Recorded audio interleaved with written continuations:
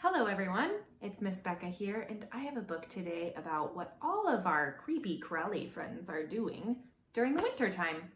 It is called Not a Buzz to Be Found, Insects in Winter by Linda Glaser. In summer, insects are all around, zipping, buzzing, zooming everywhere. But in winter, poof, they're all gone. Not a zip or a buzz or a zoom anywhere. Where do insects go when it's icy and cold? What do they do to survive? If you were a little insect, what would you do to stay alive? Oh, wow. If you were a monarch butterfly, you'd take an amazing flight. You'd fly thousands of miles, migrating south where it doesn't freeze. There, you'd join millions of monarchs all gathered together in trees. I bet that's beautiful. What if you were a woolly bear caterpillar? You'd hide under a blanket of snow or leaves.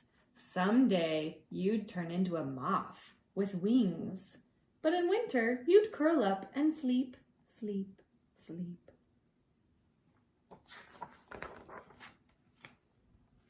If you were a ladybird beetle, you'd hide under logs or leaves and huddle with thousands of others. You'd barely move or breathe. Do you see them all underneath the leaves? Hiding and waiting for warmer weather. What if you were a honeybee? You'd eat the sweet honey in your hive and huddle with all the other bees. You'd all stay warm together, each taking turns in the warmest spot, the center. We're all keeping warm, snuggled up. If you were a morning cloak butterfly, you'd hide under the bark of a tree and go in a deep, deep sleep. But you wouldn't freeze. Why not? You'd have something inside you, like antifreeze. Oh, that's interesting. What if you were a praying mantis? You'd still be an egg in a small egg case with hundreds of others waiting to hatch. All winter long, you'd stay snug and safe. Look at all of those eggs. That's a lot of praying mantises. If you were a common pondhawk dragonfly, you'd still be a baby nymph without wings. You'd look like a small water bug and live in a pond way down in the mud. Do you see these? They're still little bugs. They're going to grow their wings in the spring.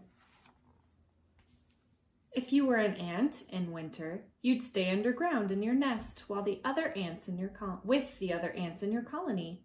Safe from the cold, you'd all just rest. That sounds kind of nice.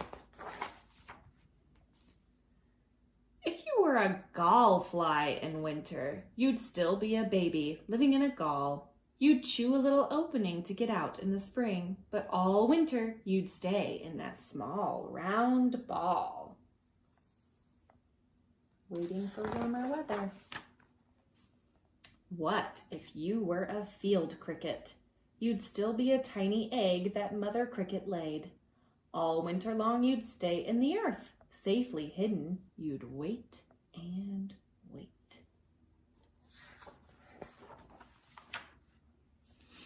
If you were a bald-faced hornet queen, you'd crawl into a rotting log and hide. You'd stay fast asleep all winter with your baby eggs safe inside you. Do you see all these little eggs inside of her?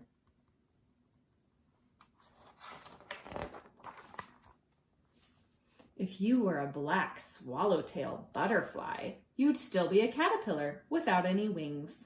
Inside your chrysalis safely hidden, you'd sleep all winter just waiting for spring. There's the chrysalis, waiting to hatch a beautiful butterfly. Then slowly the air grows warmer, and just as slowly the days grow longer. You feel a change in the air, and so do insects everywhere. Some wake up, some hatch, some fly north, some grow wings. It's time to zip and buzz and fly. Winter is over at last. It's spring. The end. Wow, those bugs are doing a lot of different things during the winter. Thanks for listening today, friends.